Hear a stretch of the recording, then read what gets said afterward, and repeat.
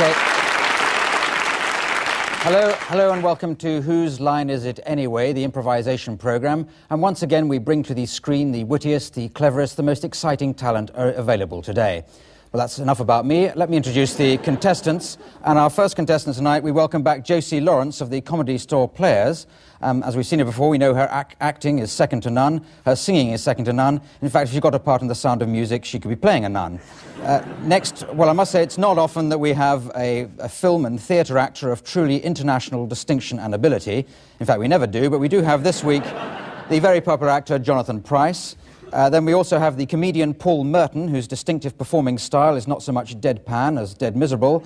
And last but not first, our resident maestro, or is it Mini Metro, John Sessions, without whom, let's face it, this programme would have somebody else in it. Ladies and gentlemen, the contestants. Now, the first game is called Authors, and in this, the contestants have to take it in turns to tell a story in the style of an author of their own choosing. So if you'd like to come forward, contestants, and tell us who your author is. I'll be getting the title from the studio audience in just a moment for them to improvise with. Josie, have you thought of an author? Agatha Christie. Agatha Christie, yes, jolly good. King James. King James. The Famous, Bible. Oh, yes, famous writing of the Bible, yes. John, that's very appropriate for a Sunday. Yeah.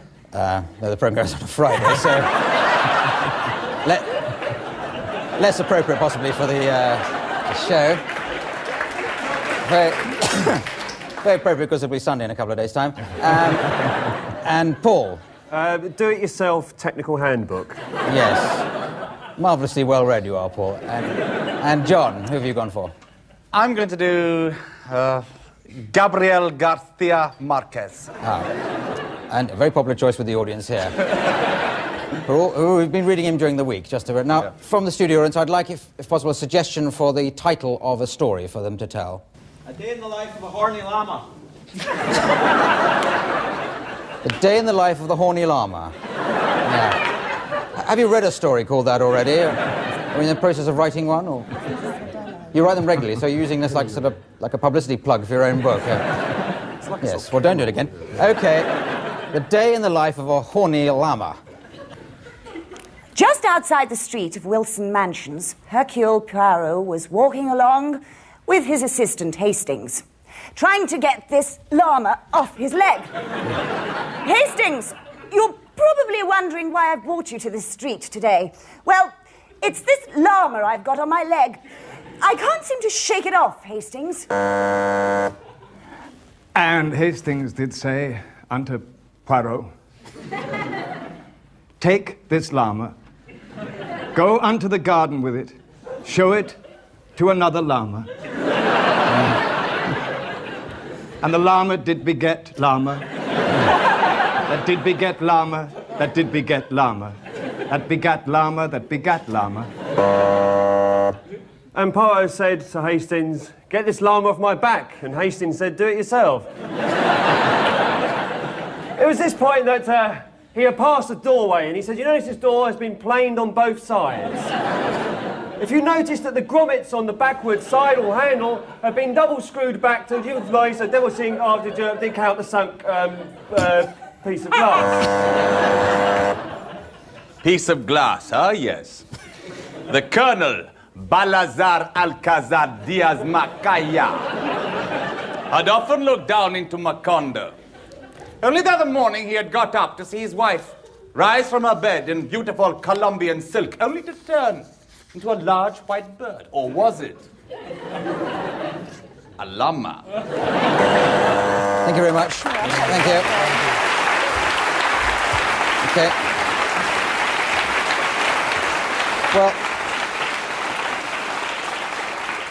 Well, I have to give some points for that round, and I can't distinguish between anybody there, so I'll give 10 points each just to get us going. Now, the next game is called Film and Theatre Styles. It's called that because the contestants are required to act things out, to improvise things, in a variety of film and theatre styles. Makes sense, doesn't it?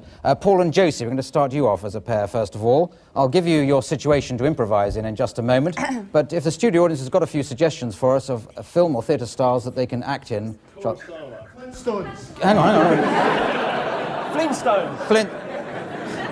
Flintstones, was that pantomime from over there? Or... Sorry, what was that one? Sorry, another pantomime. We've got two pantomimes we're going to do. What was the other one over there?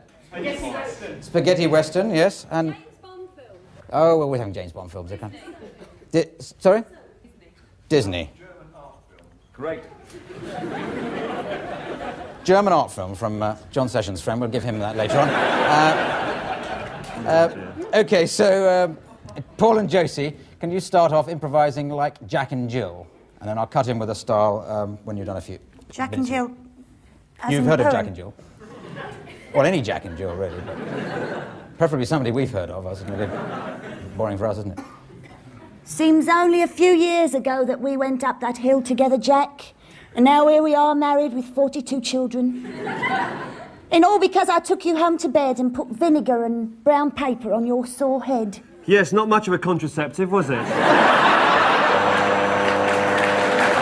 Okay. Okay, a spaghetti western. I would like to go back up to the hill, Jack. Don't call me Jack, you know, I have no name. Then, who are you? Am I? Who am I? I am that man who goes to the top of the hill with a brown paper head. Pantomime.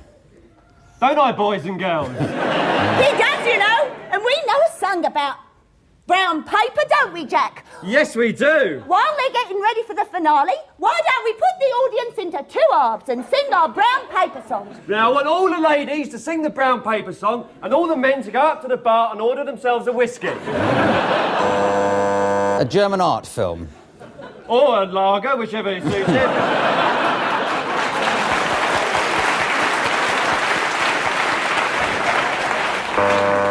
All right, end on a Bond film. Wait a minute, do you see this cigarette lighter here? If I press this button, it turns into a helicopter. Oh, that's brilliant. Why, I've got something here. I've got this comb, and if I go like this with one of the teeth, I break a tooth of it. We can pick the lock with that bit of broken off tooth comb. That's brilliant, Jack. Jack Bond.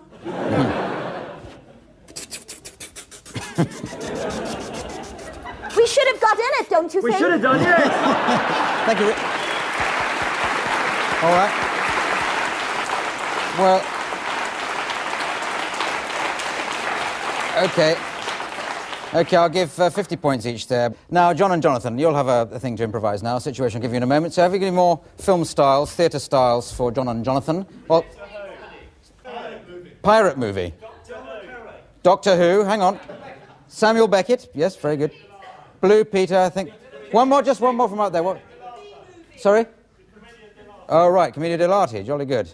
Let's hope they're good on languages. Now, OK, so let's get going. Your situation is reporting a crime. So, you're telling me that you sat there for 25 minutes and you watched him go at her with a 1938 service washing machine. Oh, yeah, it didn't seem nothing unusual to me about it, no. Really. So let me just get it straight, because you were first on the scene, were you? Yeah, well, it was... Sorry. Samuel Beckett.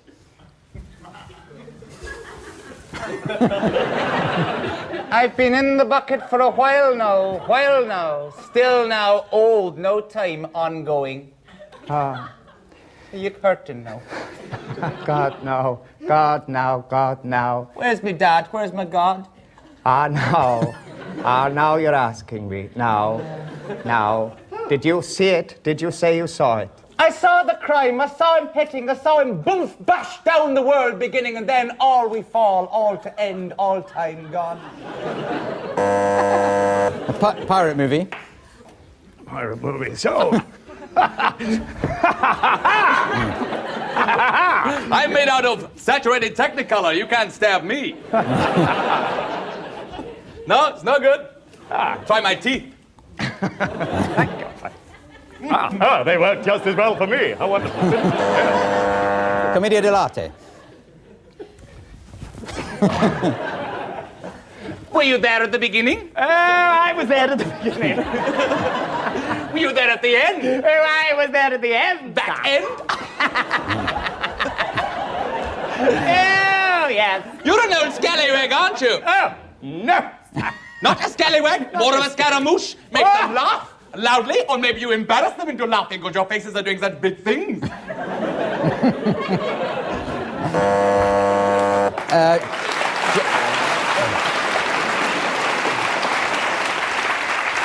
And one more to end on, as in a le carré. You're washed up, George.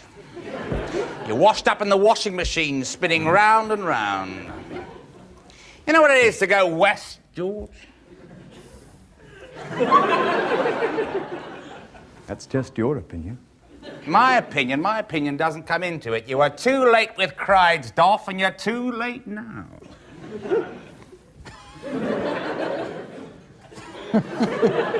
You're not saying a lot, George. You're going round and round. Or maybe it's reminding you of 1938 in Colombia.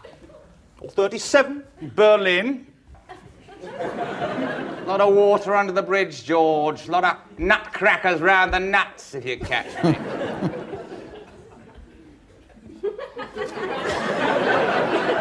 What did they do to you? Did they stop it? Stop what's happening in here? Or was it the washing machine? Thank you very much, thank you.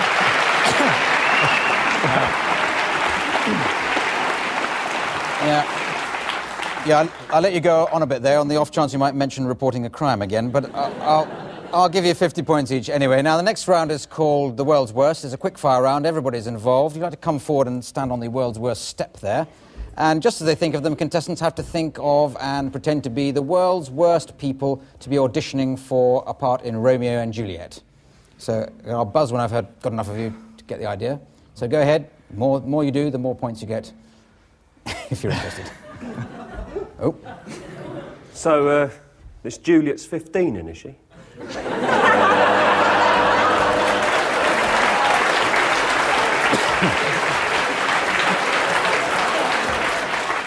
But, Soph, what light breaks from yonder window? I'm left looking an arsehole. She's up there in the window. She goes around in tights. I'm left standing here, and there's been an eruption. Well, I mean, how old do you see Romeo as? Any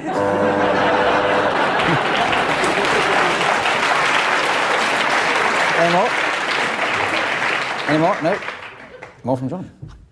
Oh, I suppose it'd be 1958 I was doing it last. But I think it's the way that...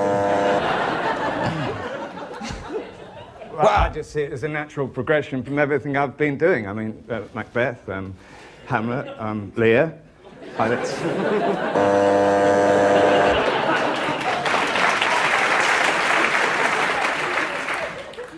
Oh, yes, I think I'd be just right for the part, actually. I mean, Shakespeare is my favourite writer.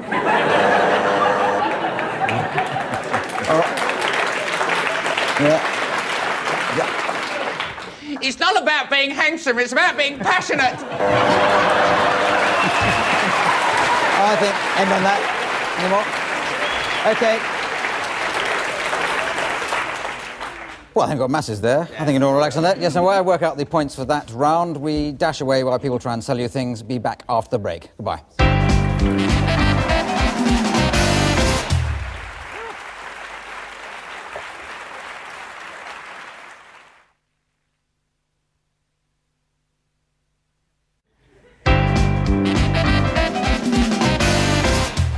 Okay, yes, no, right, okay. Right. All right, well, welcome back from the adverts or making the coffee or whatever you did, and I'll give 10 points to everybody in that last game. Now, the next round is called Different Games for the simple reason that in it we play different games, or I say the contestants play different games. Josie and John, your game is to be making up musical styles or singing in different styles, starting with Josie. And we're going to be using the assistance of our musician, who is Richard Vranch, also from the Comedy Store Players. Now, what we want is a household object, and we're going to get Josie and then John to sing about that household object. So, can anyone think of a household object? Sorry? Television set. You can make up a song about a television set, can't you? Now, can we have some suggestions, please, for a musical style for Josie to sing? Heavy metal. You okay on heavy metal? Have you got a mic? Yes, I have got a mic, actually. He's sitting in the front. Oh, no, it's good. Oh, sorry, Richard's getting into even Still heavy. about television? Still about a television set, and Richard's getting onto his guitar.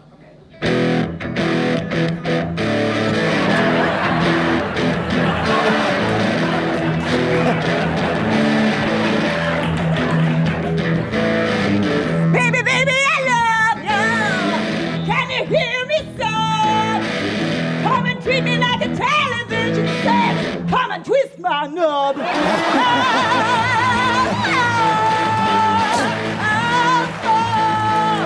Baby, baby, I want to be your man. I think you'll find I'm your favorite program. Come on, baby, see the screen. On the telly, you can hear me scream. Thank you, Josie. Yeah, okay. Yeah. Okay. All right. Well. I don't know. Well, we better have something meaty for John to do it in the style of now. Folk. Sorry?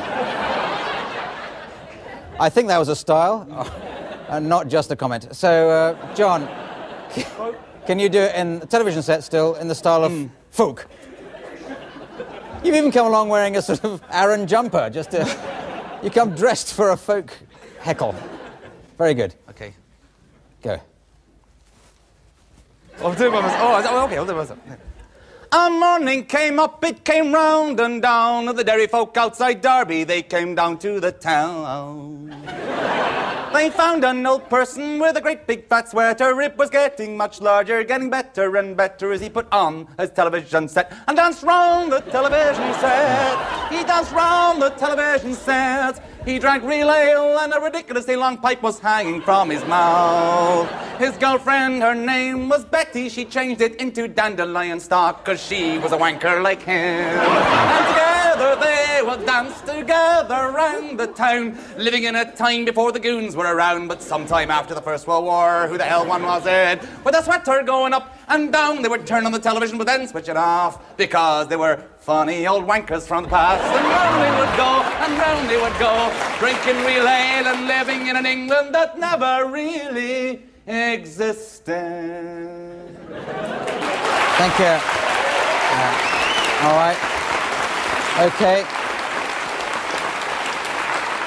Well, it'd be impossible to separate those two there, so I'll give 100 points to John and 500 to Josie. Okay, so the next game involves Jonathan and Paul, and it's called film dubbing. What we do is show them a film, and we've scrubbed the soundtrack of it, and they have to provide it. So if you'd like to come forward, get ready to watch. It is actually a film you may have seen called Plan 9 from Outer Space. And we're going to give you a situation that you've got to pretend to be in your improvising. Paul, you've got to be pretending to coming in to book a holiday from Jonathan, who I suppose is a travel agent. That's what you've got to improvise as a soundtrack over this bit of film. Now it's starting. Look. Oh, hello. I'd like to book a holiday. This is my solicitor in case anything goes wrong. Yes, I'd like to go to Corfu, please. I'd like to spend 3 weeks there, if that's at all possible. Well, Corfu, it's frightfully difficult at this time. You see, I've got a letter here. Tell me Corfu's very, very windy now, you know. So I don't really think... You see, my aunt says here...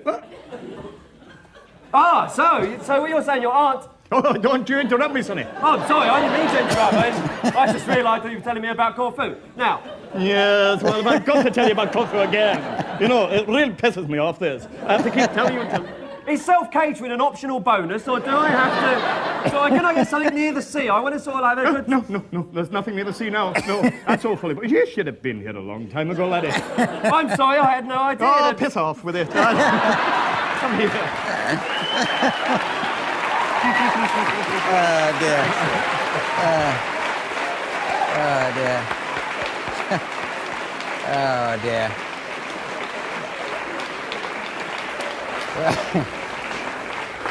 Very good. They'll never believe this isn't cheated because that's exactly what the soundtrack was in the original. Oh, 90 points each there. Now, games are called Party Quirks, which matches Paul Merton against the rest. He's actually played this on previous programmes, but he didn't manage it very well, so we'll give him another chance. Paul is going to be a party host. That's what he's going to be improvising. The others are going to be arriving as guests, but they've been allocated an odd physical or mental quirk. Yes, I'm pointing at your envelopes, so if you look in the envelope there, these have been provided by members of the studio audience. They've come along to suggest strange quirks. We've picked the best 3, and the idea is that Paul's got to try and guess these in the course of the improvising. Right, OK, Paul, I'll come down here and improvise giving a party. The others will be arriving at the door, which is round that side of the set, but I'll be providing the noise, the doorbell noise, as they arrive. So you'd like to queue up, ready? Right, OK, you ready? Have you started improvising a party?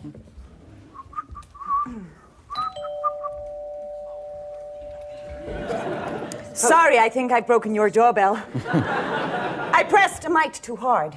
That's all right, don't worry about that. Would you like some twiglets or some, I have some rosé, some white wine, some red wine? Twiglets, yes. Don't bother to unwrap them.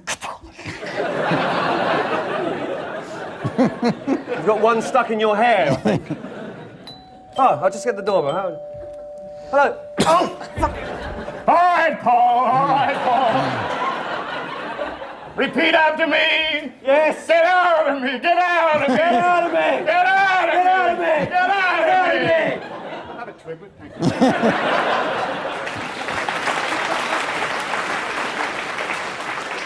Have you come to see about the rates? Say it again. Get out of me. Get out of me. Get out of me! Get out of me. Get out of me. Paul. Lie down, Lie Paul. down, lie This down. won't take long. Okay. Okay. Oh, hang on, I'll just get Shall I answer the door for you, Paul? Yes, Wonder Woman, answer the door. Oh, well done. OK, Wonder Woman. That's close enough. Hang on a moment, I'll just get this. But where were we going? Where could we be? We were, of course, French. Our long navels going in and out underwater. Oh, sorry. OK. I'm sorry, you got it right. I'm a complete imbecile. OK, we'll give you that one, Paul, because... Jacques Cousteau, he's possessed by the devil. Yeah. Well, there it is. All right. Well, I think I'll give 20 points each to each of the improvisers, and maybe 15 to Paul, because I think he had to be given just a little bit of help there by having it explained to him. Yeah. No, not bad at all. So all I have to do is to tot up the points here, and I see that this week Josie Lawrence has won. So well done, Josie.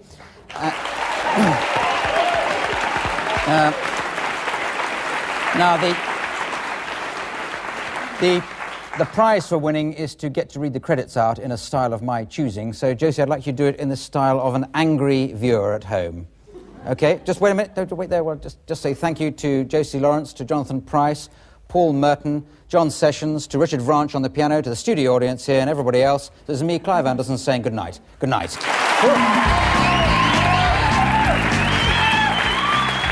line is it anyway? Well, that was absolutely disgusting. And for people who've only just switched on, do you realise the entire lot of the studio audience were completely naked in that programme?